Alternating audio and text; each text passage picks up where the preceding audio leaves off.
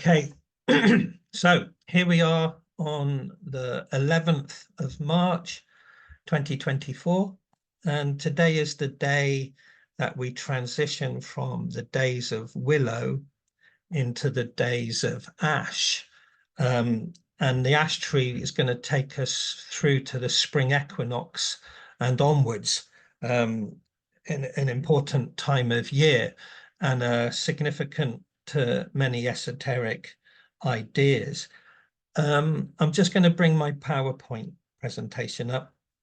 Now, I found preparing for this presentation quite difficult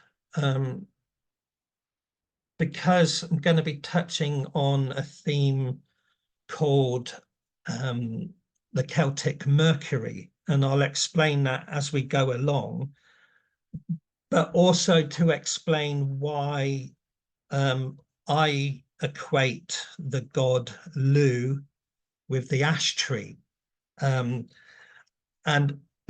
what's been difficult for my brain is that I'm also editing volume 5 of the Grove Journal, and it's dedicated to Lugh and the ash tree.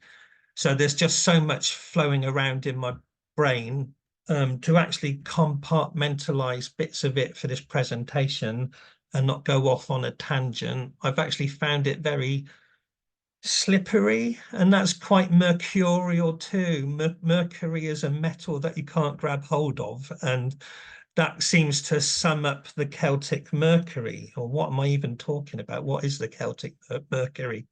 But hopefully after this presentation, there'll be plenty of food for thought about an intrigue that is still puzzling lots of scholars today. But I'll throw my bits and pieces in to the cauldron, and we'll talk about it. So anyway,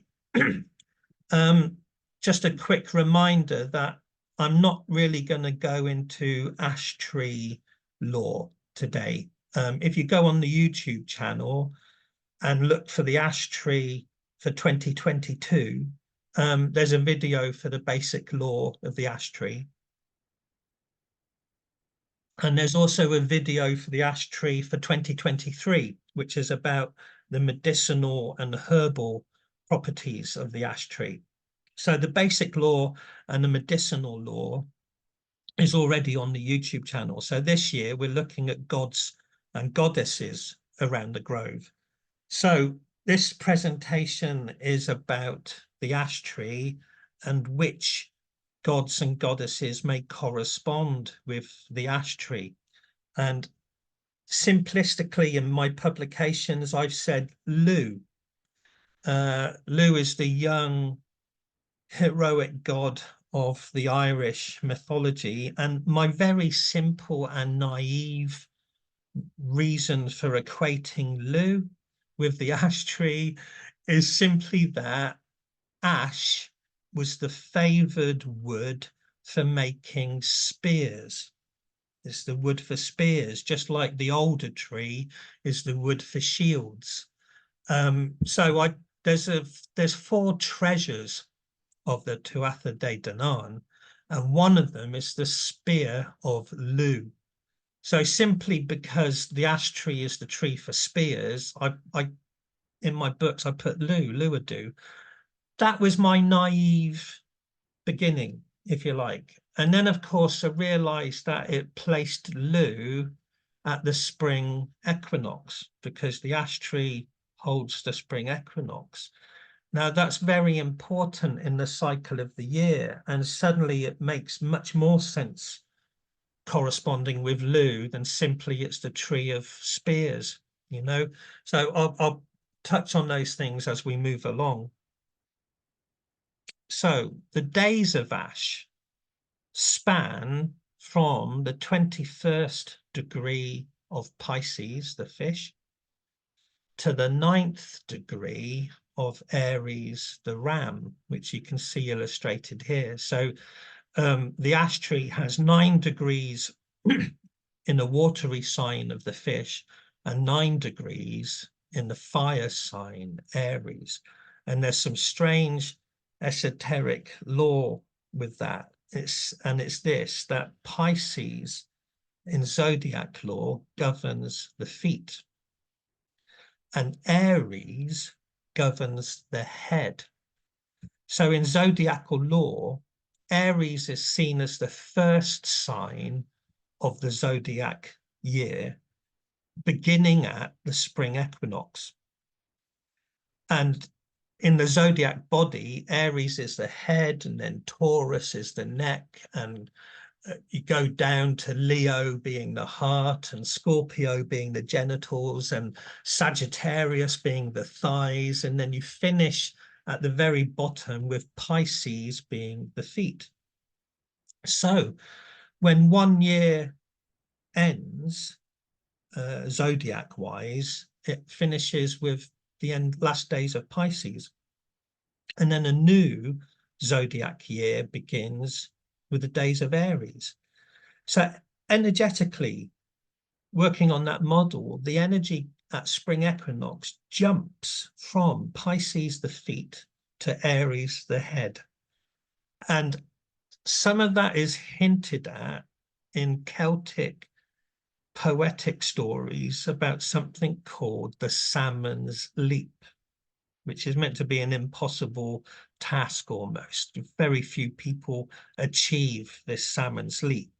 One of them was the warrior Cuchulainn, achieved it on the Isle of Skye at the Castle of Shadows.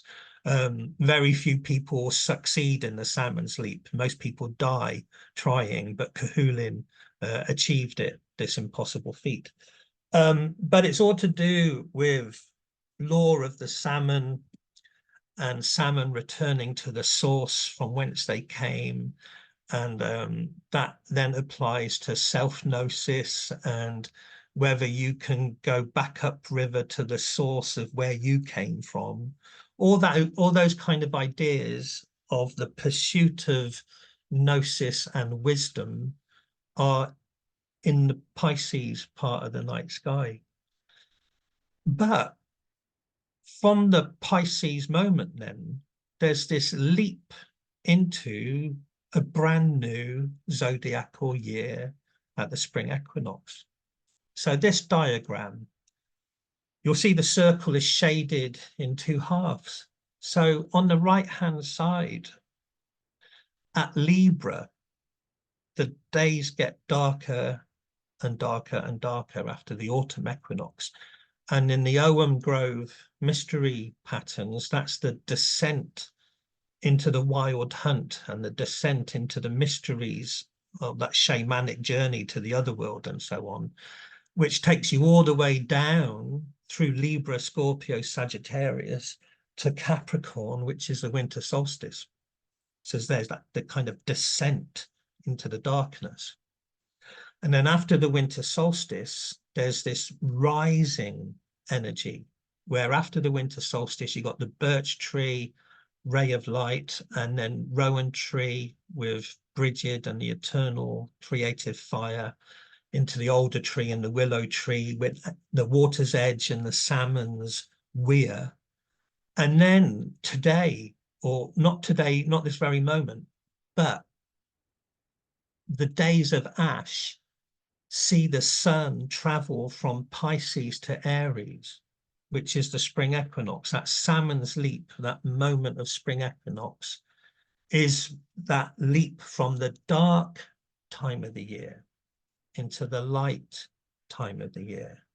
So symbolically then, from the spring equinox onwards, the sun, or the hero of the story, is triumphant over the forces of darkness, if you like. The sun has risen, the dawn has opened, and so the salmon leaping, the salmon going back to their source, have been in the deep, dark depths and have risen up through the salmon weir and are jumping up into the realm of light. Now, for a mystery school, that would be all of the initiates. So the initiates going into the initiatory rites of the mysteries would descend at the autumn equinox into 6 months of mystery school, druidic, bardic training, allegorical philosophies, whatever, shamanic journeys. And then all of those initiates, like the salmon leaping out of the water, when Taliesin was found in the salmon weir, he was called Taliesin, radiant brow. And so there's this radiance of light shining from the head when you're with Aries, because Aries rules the head, and it's the first fire sign of the zodiac here. So it's interesting, those ideas are there, that this salmon's leap finds its way into Welsh and Irish medieval poetic lore. So this is some cover art from volume 5 of The Grove, which I'm working on. And I have the salmon leaping through an Ouroboros, but the Ouroboros is actually the Celtic ram-horned serpent, which you'll find on the Gunderstrup Cauldron and other places. So it's a recurring motif with Celtic iconography, what they call the ram-horned serpent. And of course, Aries is Aries the ram, you know, so the circle of the serpent is like the whole zodiac wheel with Aries at the head, the ram horns at the head, and Aries governs the head. So that's the reason for this artwork, and showing the relationship of the energy of the jump from the salmon weir into Aries, the head. Now, we looked to some videos ago that this year we're looking at which classical gods and goddesses correspond with each zodiac sign, and to then see if that sheds any light on Celtic gods and goddesses. So there were some quite interesting insights with Willow and how it corresponded with the god Neptune and Poseidon, and the Celtic equivalent was Danann MacLear. So there was this god of the sea, which corresponded with star lore to do with Pegasus, the white horse of Danann MacLear and stuff. So it's interesting. So with Aries, the classical deity that corresponded with Aries is a goddess, and in Greek lore it's Athena, and in Roman equivalent it's Minerva. So Aries was the sign ruled by Athena and Minerva, and that relates to the Brythonic goddess Brigantia. Now, with this presentation, I'm not going to talk too much about Minerva, Athena, and Brigantia. I'm going to leave that to the days of Hawthorne. It will make much more sense, because the days of Hawthorne are completely Aries, whereas the days of Ash are half Pisces, half Aries. So we'll look at Brigantia as a kind of, even with her helmet and spear and shield, as a type of Athena Minerva type figure, which is how the Romans depicted her in Britain and so on. So that will come with the days of Hawthorne, understanding the role of Athena Minerva. But what's quite interesting, just very quickly,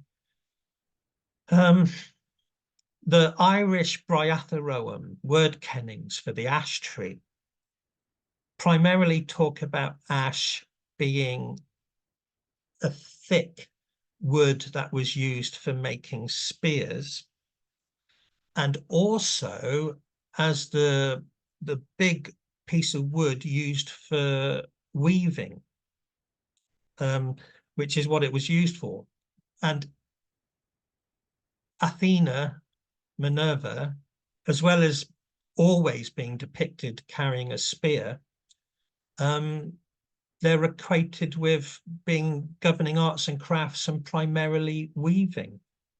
So that's kind of curious that ash tree has this spear and weaving lore in its word kennings.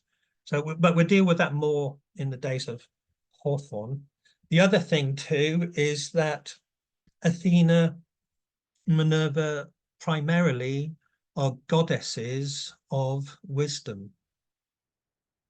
Athena born from the head of Zeus, and Aries governs the head, you know, so the sign that governs the head, she's born of Zeus's, the head of Zeus, and she personifies the wisdom and the intellect.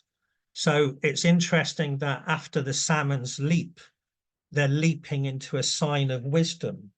You know, you've got the salmon of wisdom, and that's where they're concluding their journey, if you like. So, different things that I want to look at with each presentation. A bit of star lore, and it's accumulative. So you can look back on the previous videos of 2024 to see which tools in your box there are for understanding star lore. And also a treasure of the ancient world. I'll come to the treasure shortly. The bit of star lore equipment that we're going to look at today is the idea of wandering stars, or the seven wanderers. Most stars are fixed. That is, relatively speaking, in one human lifetime, the constellations don't change shape. So they're called the fixed stars. And that's just what they are. They're like the night sky is a map, and there's all these different constellations, and they don't change shape, they don't move. They're the fixed stars. Now, to the ancient world, without great big telescopes, they evaluated everything with the naked eye. What can you see by the naked eye? So by the naked eye, there appeared to be some stars that moved around. And so they were known as the wandering stars because they weren't fixed. They traveled throughout. They traveled from constellation to constellation. So what these actually are, we now understand, is that these stars are planets. So like Venus is the morning star and the evening star. But, you know, it's a planet. We call it a planet. It's not a sun. But to the ancient world, it was the morning star, the evening star. So it's these wandering stars are actually planets. And so Mercury, too, is a wandering star. And that's what we're going to look at today, the patterns of Mercury, which will make sense a bit further on. So it's just something to add to your toolbox, this kind of comprehension that there were 5 wandering stars. There was Mercury and Venus, and then there was Mars, Saturn, and Jupiter. And then often the sun and the moon are added to that. So you have 7 wanderers. 5 are planets, but they look like stars, and the sun and the moon. So that gives you the 7 wanderers. So some of the ancient texts or writings, even the Life of Merlin by Geoffrey of Monmouth has Taliesin talking to Merlin about the 7 wanderers, you know, and that's the 5 planets and the sun and the moon. So if you've got that little bit of knowledge, you can start to make sense of what some of the medieval stories are talking about. Now, I don't know who this figure is. I'm guessing it's Apollo, could be Helios. It's almost Mithraic, so it could be Mithras too, but I can't actually remember where it comes from.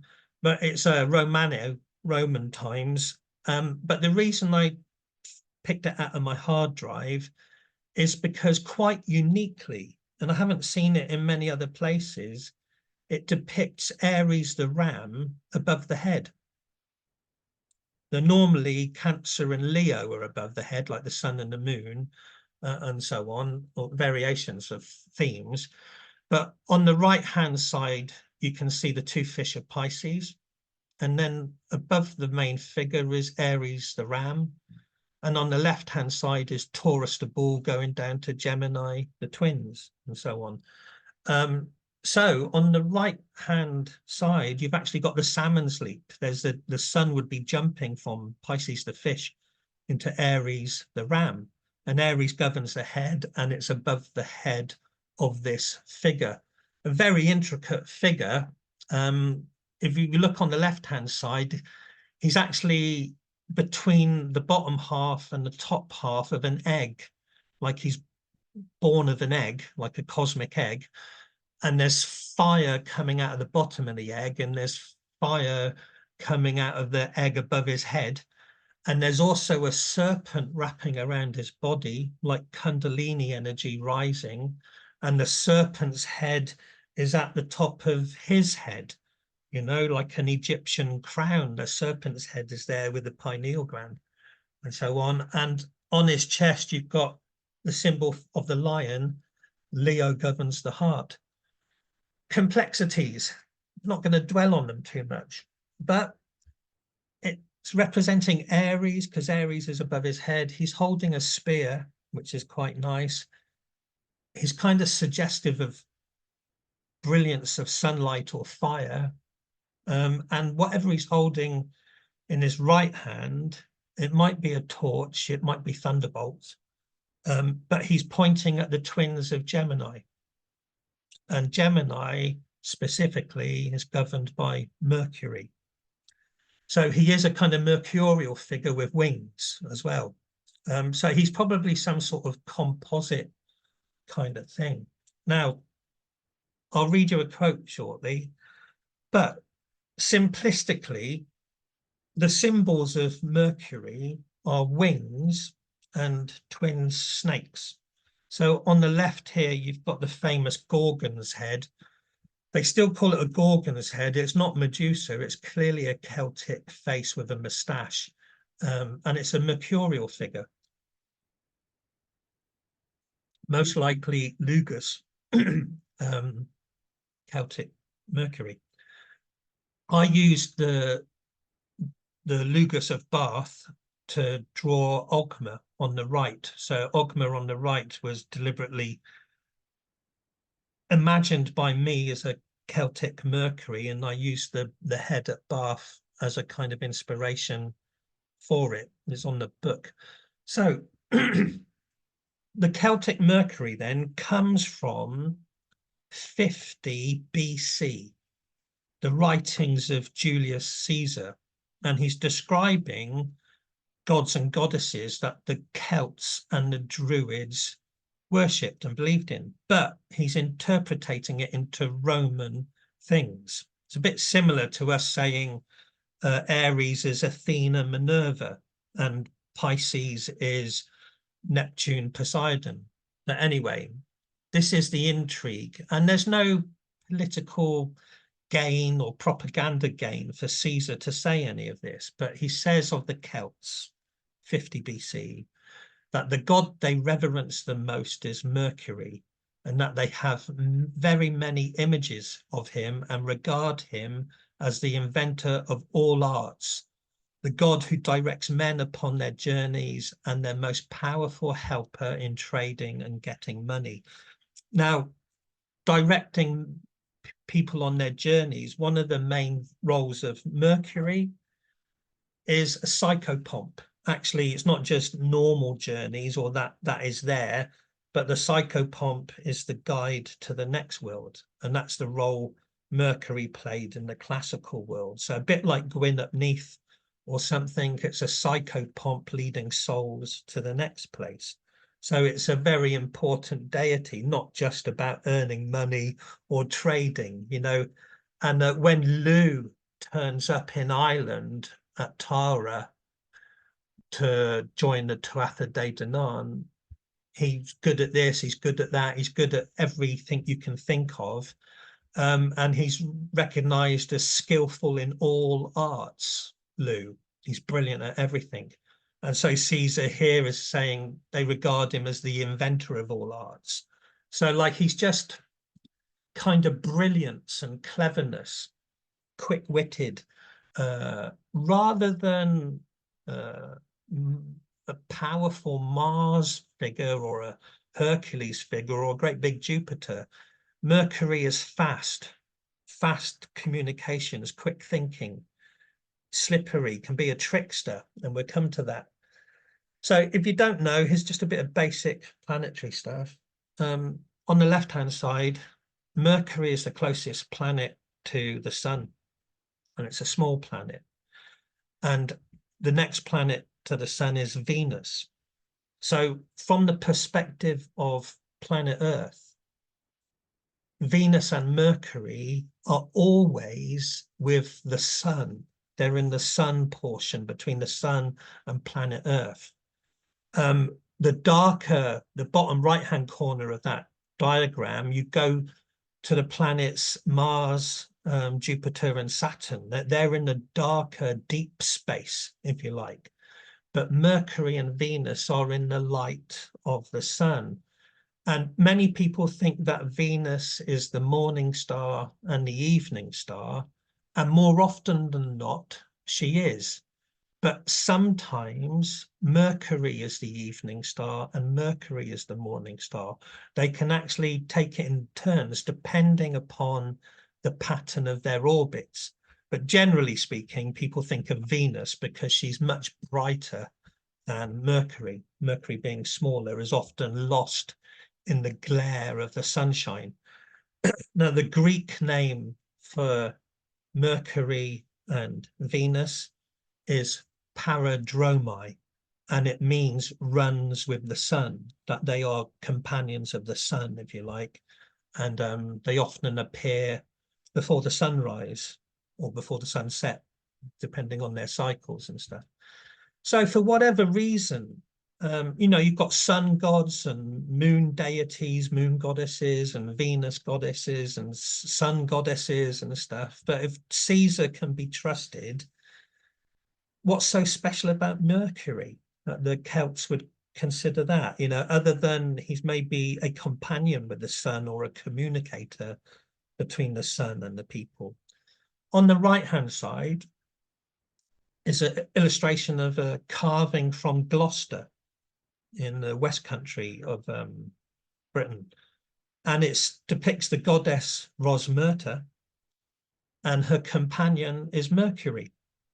So this is Romanized Celtic things. So the goddess Rosmerta's there, but they've given her as a consort Mercury.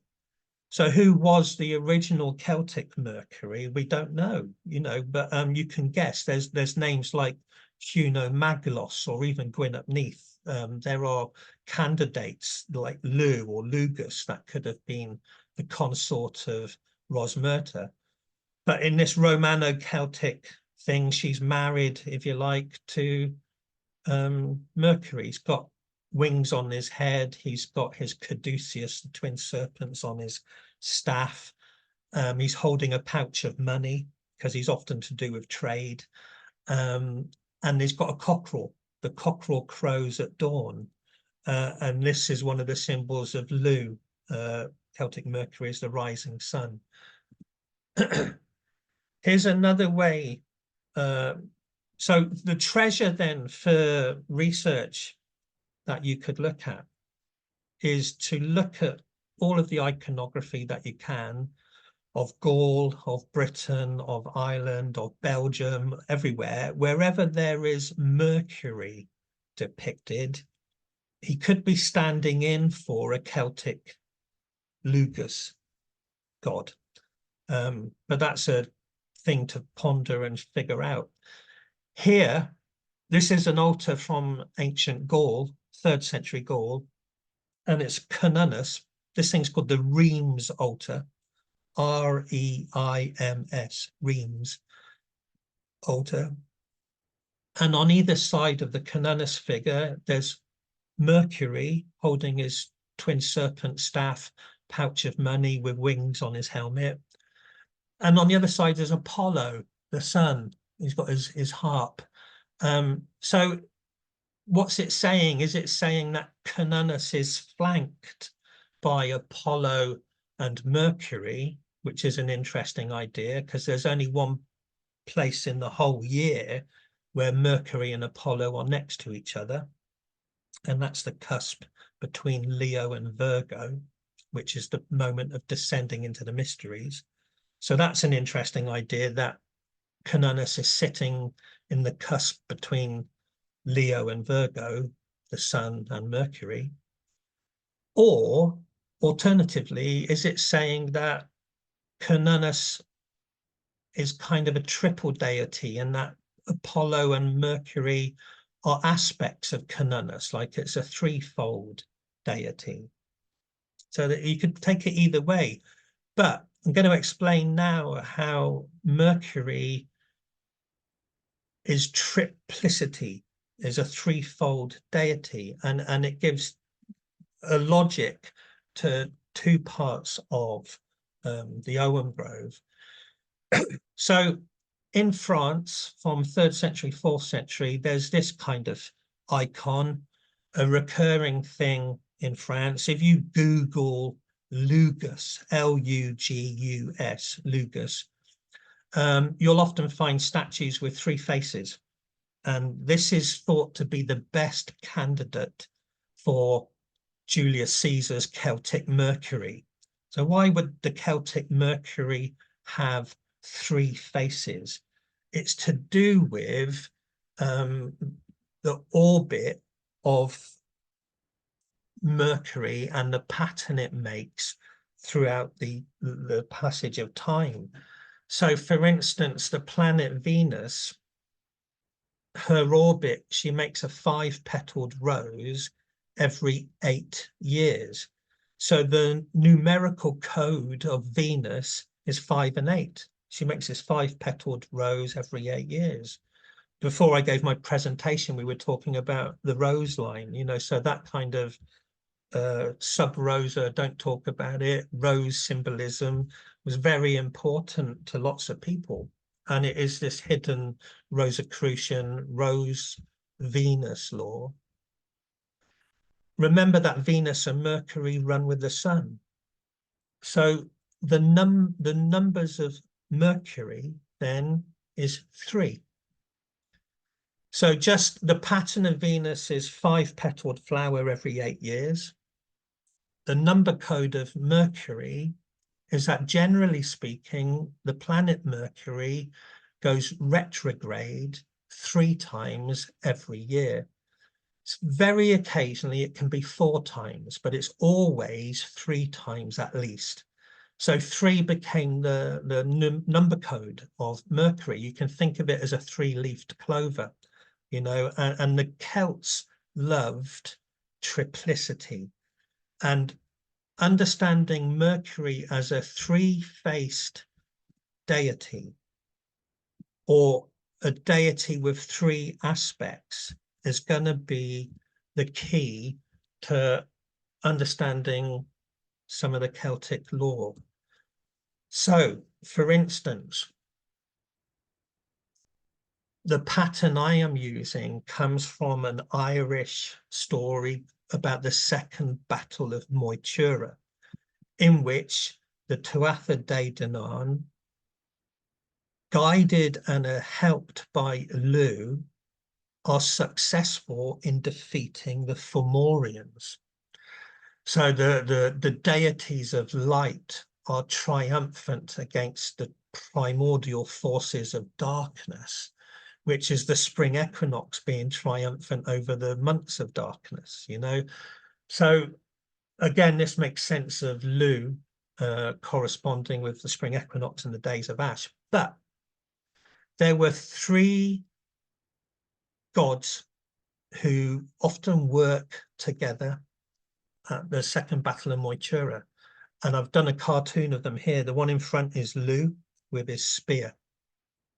The one in the middle represents Ogma.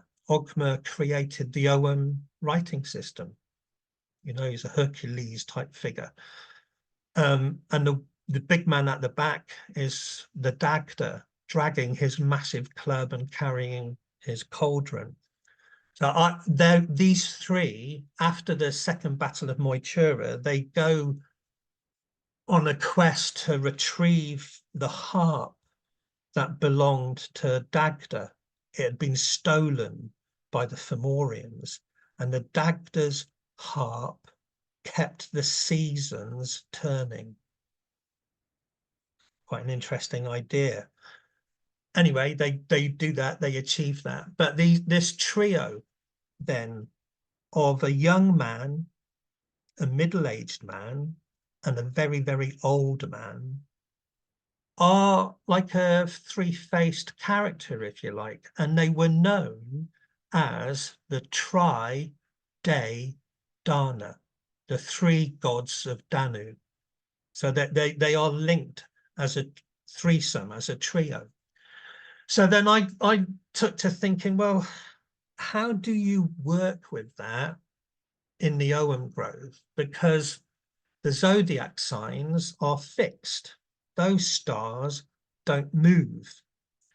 But Mercury and Venus and the other planets, those are wandering stars.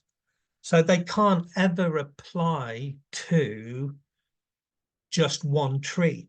It doesn't work that way. They roam around throughout the year. So then I went back to thinking about Mercury, and Mercury having 3 retrograde motions every year. So then I divided the year wheel up like this, and it was based on the Rockbirth thing from Hadrian's Wall, which gives you the planetary tractors and zodiac signs. But anyway, at the bottom then, the first third I gave to Lugh. Theoretically, any retrograde motion during that third of the year would be Lugh retrograde, or Lugh having a trickster moment. And then the middle section would be Ogma, and it fitted in nicely because it fits with Leo the lion, and Ogma is sun-faced. Leo's governed by the sun, and he's a Hercules type figure with a club and a lion skin and so on. So that fitted nicely too.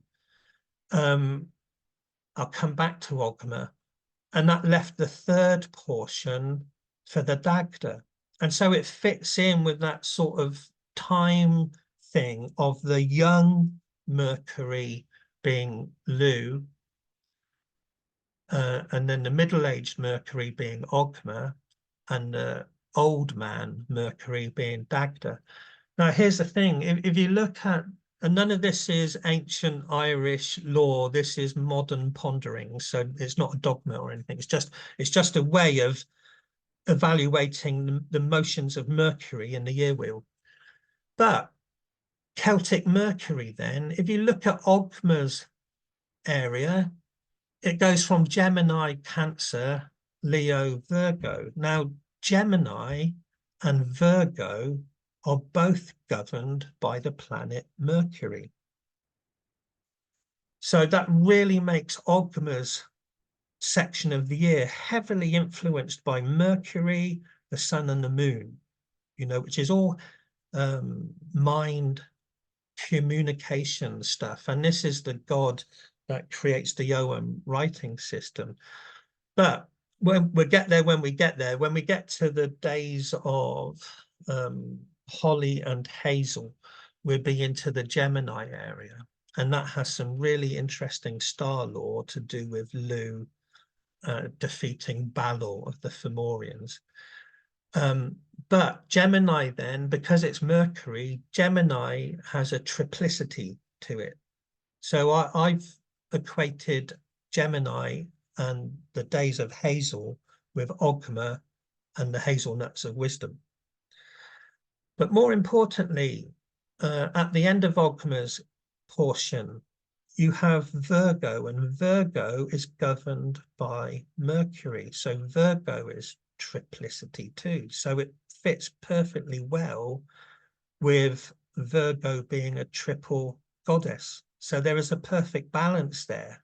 there is a kind of mercurial three-headed god, but then there's also the triple goddess. Now, in Ireland, the great queen, Morrigan, is triple goddess, and she is the wife or consort to the Dagda.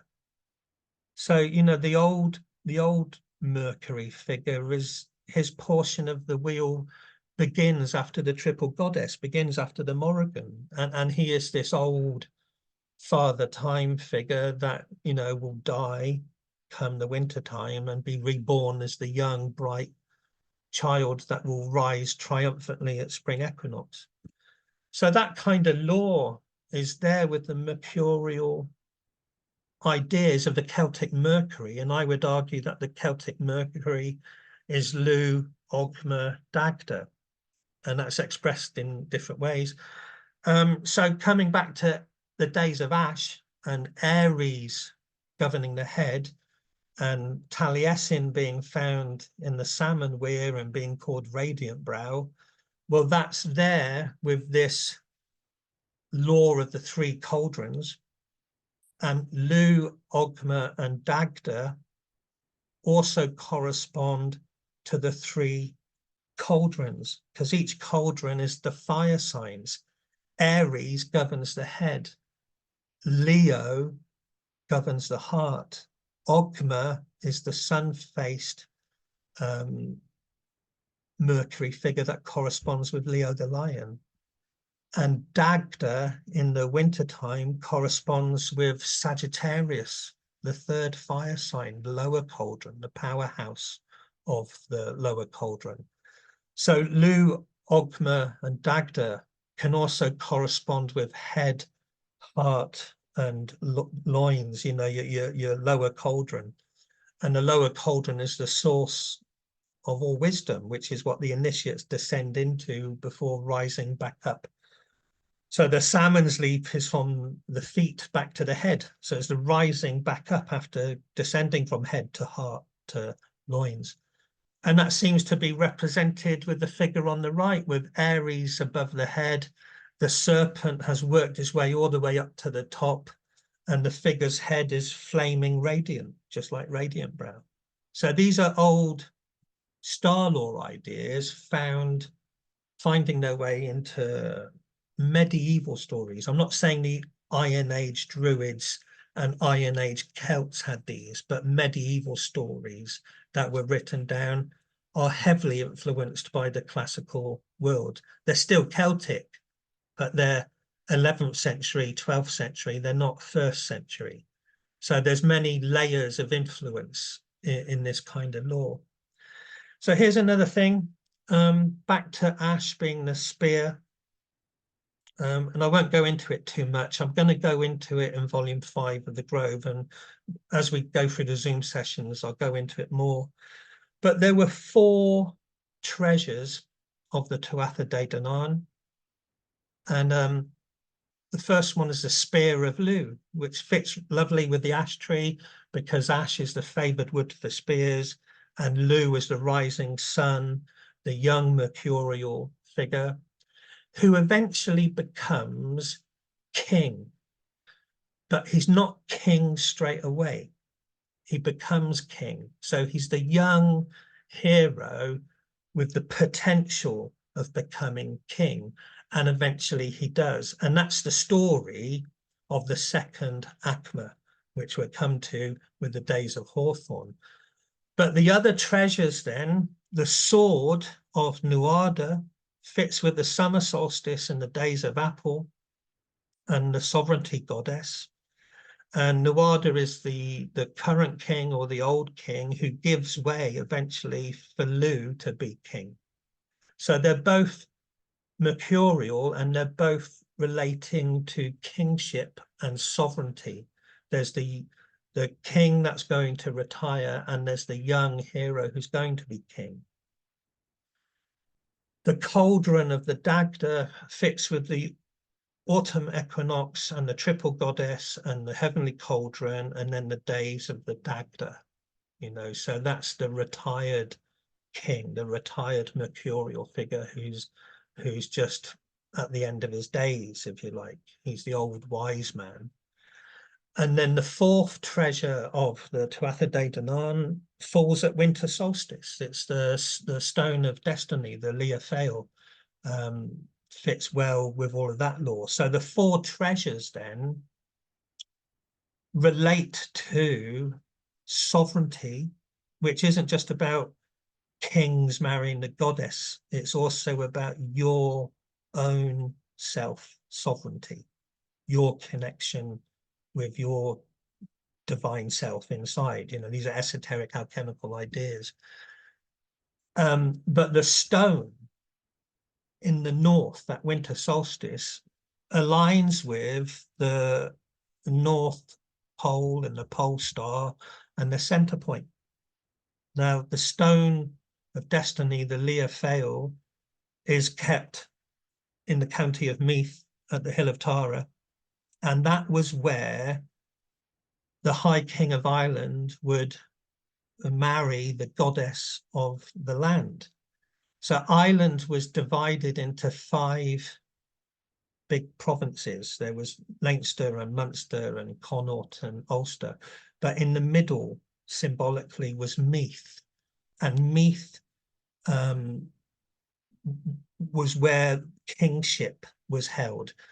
Different provinces had different specialities, but Meath was the seat of the High King, and Meath means the middle. That's what it means. It means the middle of the land, and therefore it corresponded with the stone of destiny holding that center point.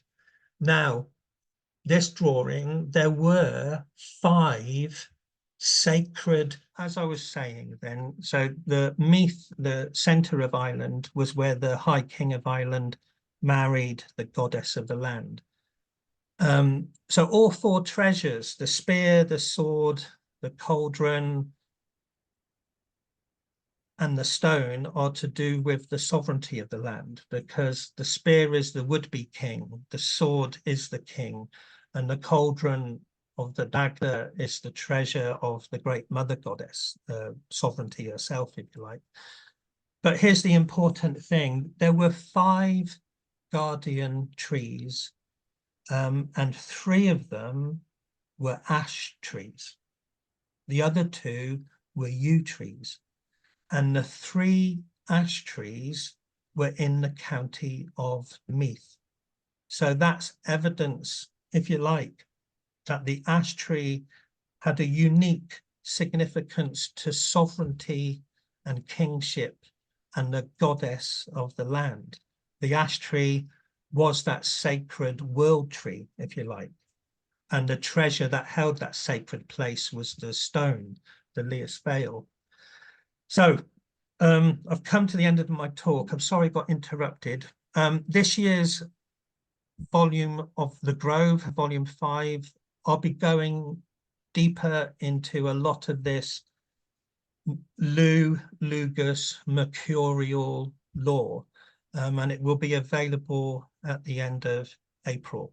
So I'll carry on recording, and I'll just stop sharing. You can put your microphones on.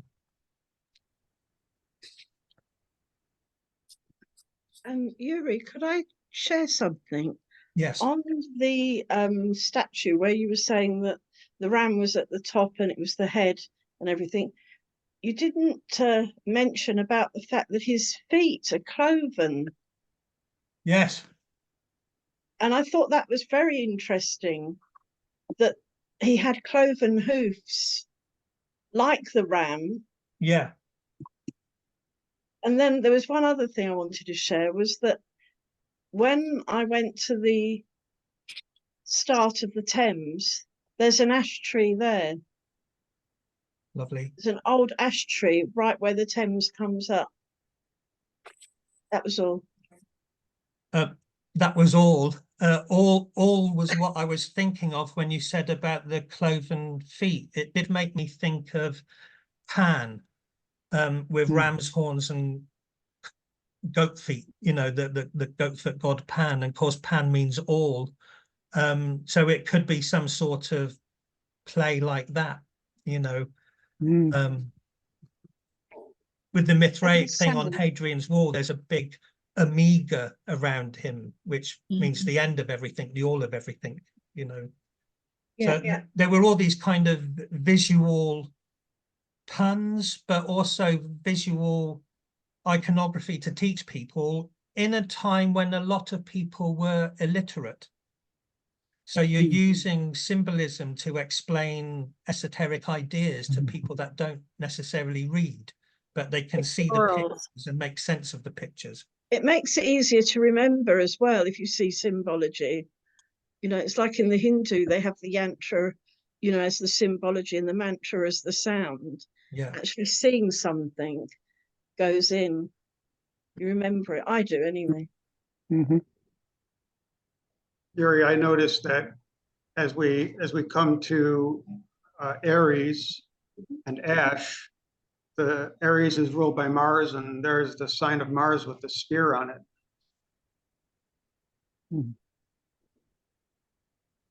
Sorry. Yeah. Say that again about Mars and the spear. Yeah, Mars rules Aries, and the sigil of Mars has a spear on it. Yes. And there's the spear of Lugh. So that's a thing I've been thinking about too. And this is subjective, but often Venus is equated with women and Mars with men, and you know, not all women aren't from Mars or whatever, that book. And I don't know how that kind of polarity was put together, whereas really Venus and Mercury are together with the sun. And if you look at the symbol of Mercury, it's Venus with horns. You know, that they are a natural, to my mind, a natural pair, because they run with the sun. They take it in turns being the morning star and the evening star. And that twilight magic, to my mind, makes Mercury and Venus Oberon and Titania, the Lord and Lady of the Fae. Whereas Venus with Mars, like maybe that's more earthy passion, or I don't know. But I think there's something much more fae and twilight magical with Mercury and Venus. So And at the Mercury moment, is androgynous. at the Mercury moment, is androgynous, right? yes. Sorry. What did you say, Franklin? That Mercury is androgynous. Yes. Okay. Yeah. So then And Mars is masculine, Venus is feminine, but Mercury is androgyny. Timothy Hogan, who's an amazing esotericist, suggested that that image of the triple-faced god, who could be Mercury, is Hermes Trismegistus, the patron saint of alchemy, and related to Mercury. Thrice great. And also, if the Druids and Celts were used to a kind of triplicate god, it would make accepting Jesus, the Son, the Father, and the Holy Ghost is not dissimilar, really. The biggest mistake we could make is to fix a symbol. You know, this means this. Symbols aren't like that. Symbols are like water. They're just flowing into everything, constantly changing and applying everywhere. Certainly Mercury is that, isn't it? It's a liquid and a shapeshifter. What I found as interesting that was in there was a three-faced deity from France, where you've said it's Mercury. The beard was linked to the feet. The beard? You were saying it's the head and the feet. The beard was linked to the feet. But there was also three separate leaves there, but I couldn't see what they was. I know one of them was oak. So did the other two leaves that was in that symbol, the Celtic knotwork, yeah, they call them the leg pullers. They're like holding each other's legs, and they're locked together, a bit like the three legs of the Isle of Man. Yeah, but if you look Oh, at the beard is entangled in their feet as well. Yeah. But what were the 3 leaves? Um, You're drew- related. You're yeah, related the year. I to drew 3 that a points. while ago. I'm thinking it's oak and holly, and I don't know what the third one is. I did draw it a while That's what ago. I couldn't see. Yeah, that's Yeah. what I couldn't see. But does that relate to what you said with the 3 parts of the year? Apple or you? Yeah, I don't know. My ideas are growing and evolving all the time, so don't hold old illustrations against me. You know. Well, no, this is Speaking, to Yeah. relate to it as you did. Yeah. Does that fit in with what you're saying? Yes. Obviously, your line of thought is along similar lines to the Yeah. ancient Celts. Yeah. So that's what I was trying to relate to. Yuri, it's very funny because your head is directly in between the horns. No, leave it there. I was going to say the same. Yeah, I noticed. I You wanted have a to new just pen. ask you if these illustrations that you used today, which are magnificent, by the way, they really helped your talk immensely. Will they be in this book? Are you using them in the? Next volume. They will be in volume 5. Yes. Yeah. Uh, Okay. and a lot more. I keep finding things that blow my head off. One of them we looked at last Samhain, in which the constellation Corona Borealis and the serpent's head are next to each other at Samhain, and so that's Canunus with the torque, and the serpent fits in with that. And when we get to Gemini and the days of Holly and Hazel, the star law pattern is Orion facing off against Taurus, but the Orion figure has a really long, extended upper arm. And the stories of Lugh defeating Balor is that he took his one eye out with a sling, just like David and Goliath. And then how Kiluk Wanolwen, Kiluk throws a spear into the eye of Uspathadan Pendragon. But you've got this hero overcoming the great giant or the forces of darkness, and the hero often has a steady hand or a long arm. You know, it's just like, so Lugh, I can't remember the Gaelic, but Lugh has this long arm. Yes, And he people have does. speculated, oh, it's like the law, it's the long arm of the law. There is in the heavens Orion with a long arm throwing something at the eye of Taurus. You know, and that's going to fit with the single eye of Balor, the giant, which traces back to Baal, Baal, and stuff. And it probably is star law to do with the age of Aries surpassing the age of Taurus and things like that, you know. But so that's another thing. So you've got a figure with a torque and a serpent's head, and directly opposite is the long-armed figure throwing something at the red eye of Taurus. One's Beltane, one's Samhain. Yep. So that blows my head off. But and I haven't got time to illustrate it all for volume 5, so I'm just going to have to say it but not illustrate it, you know. But Yuri, does that correspond with your insights with the Glastonbury Zodiac? Because I'm just remembering there's something from a long way away that goes straight through the bullseye on the Glastonbury Zodiac. Is that? Sorry. no, you've just put that idea in my head. Oh, okay. No, but that's what, yeah, so yeah, that's to do with Mysteries of Hercules, but the line or the spear goes through the bullseye. You're right, it does. From a church, it's from something church, isn't it? I can't think where it is, but yeah. Anyway.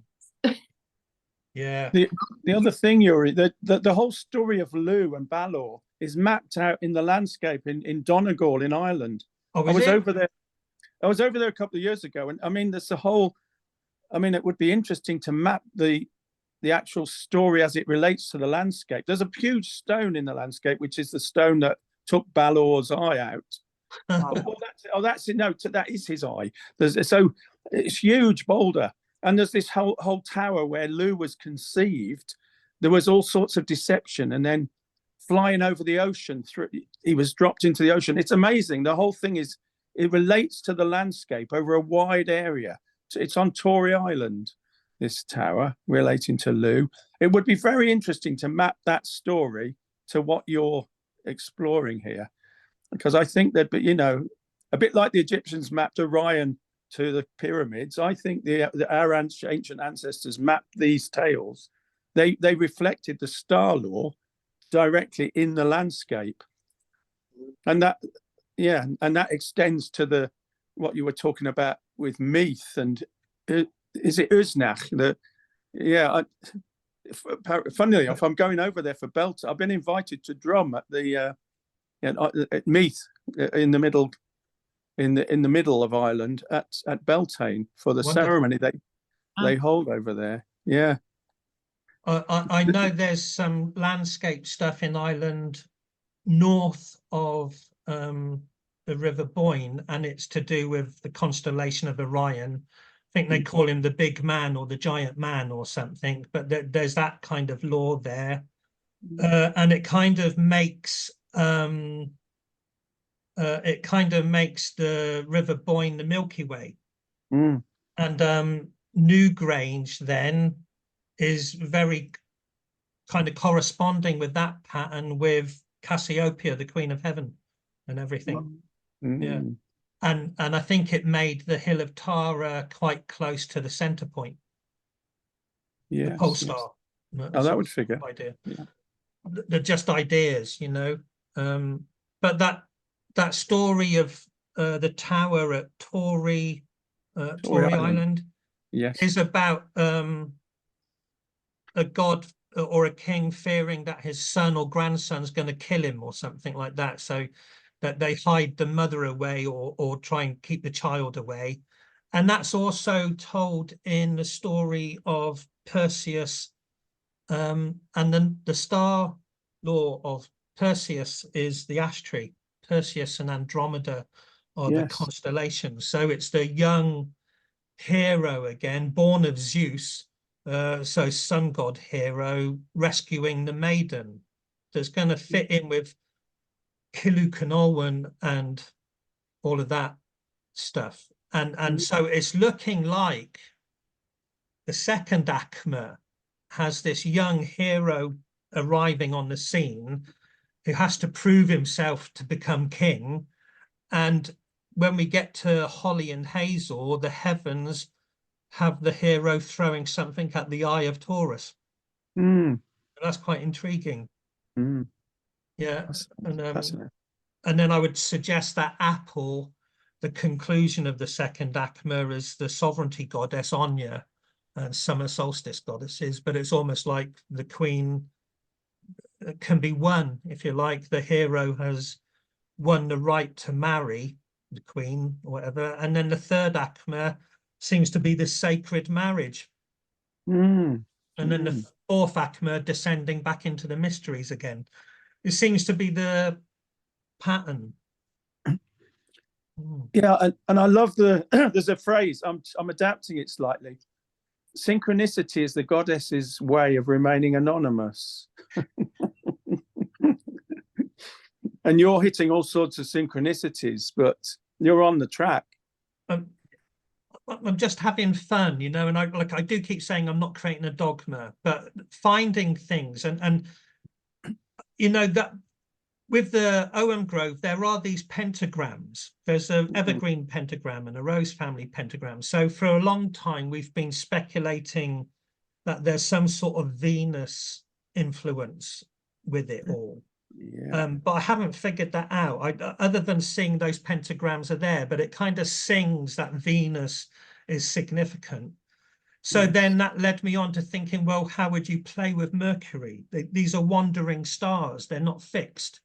So they move around, and dividing the year into 3 sections was just logical. really. There's so many different connections. It's just amazing. But they're just ways of playing with it. And I think you build a relationship with it by playing, don't you? You know? Yeah, reverence and mirth, prayerfulness and playfulness. Yeah. But the fact it all works, though, it does all sit and it does all sing. We're all feeling that. It sings to the soul. It resonates, and it's like a jigsaw, isn't it? A massive jigsaw in the sky and in myth. So I mean, I only realized this Orion throwing something at Taurus recently, but it fits in with the whole kind of Winter King, Summer King stuff. But it also fits with the story of Lugh and Gronwa, you know, because the early summer figure is throwing a spear, which is what happens in the story of Blodeuwedd. And the male figure that Blodeuwedd falls in love with is out hunting when she first sees him. So he's the hunter, you know. So that the Canonus figure with the snake and the torque is directly opposite the figure throwing a spear at the bull. Again, it's like another key just turned in the lock with that story, you know. And we can think of that spear as a spear of light. When the sun reaches its cross quarters, and we go to places like Stonehenge and see how the shadows fall. So it depends how you look at things. I'd always looked at summer solstice being when the sun enters the sign of Cancer, the crab, which of course it is, but equally and relevant to the young hero throwing his spear. Oh, you're still with us? Am I? I can't see you. But equally, the young hero throwing his spear is the end of Gemini, and the end of Gemini is the summer solstice. So I'd always looked at summer solstice when the sun enters Cancer, the crab, but actually it's when it leaves Gemini. That cusp between Gemini and Cancer is the summer solstice. So that could be the spear hitting the bullseye, if you like, and then it's summer solstice. Penetrating the earth, penetrating the fertile, moist ground. Yeah. Well, it's almost like it's Mithras slaying the bull, isn't it? You know, that primordial bull thing. Mercury the messenger, and you look at Hermes the messenger. That's the fertility, isn't it? Hermes is the sign of fertility along with Mercury. They both being the messenger. And then Hermes later on, he throws the spear, the first spear for the Olympics. So it's Hermes that gave birth to the Olympics. Brilliant. So if you're looking at the throwing of the spear as a sign of fertility, and you're looking at Mercury and Hermes as phallic symbols, as fertility symbols, well then again that all ties up, and again that all ties up with the spring equinox moving towards the summer, which again is the birth of the Olympics. So there's ways of tying Mercury, the winged messenger, against Hermes, the winged messenger, against the throwing of the spear, against the fertility, against the time of fertility, the spring. So there's ways of tying all those up and making them fit. But it's it all what you were saying earlier about synchronicities and how synchronicities come into play. It makes it all work. Can I say something? I've seen speaking. So obviously, it's a little bit different as everyone's talking about. But as you're speaking, you're talking about going from the feet to the head. And someone brought this to my attention the other day, and it keeps coming to mind. Is that the feet are really flat and they're on the earth. And obviously, right now we're making that conductivity right now with the earth. And then the dragon energies will start to rise up, and then in the land they start to rise up to the mountains. But that's flat, so you kind of foot can be, so it's sort of flat to flat. And as it feels very female, the flatness. And obviously you can curve your foot, like you can curve your hand. But the head, so the head is, and I was thinking this the other day because I was watching people, our head has a shape of a male anatomy, doesn't it?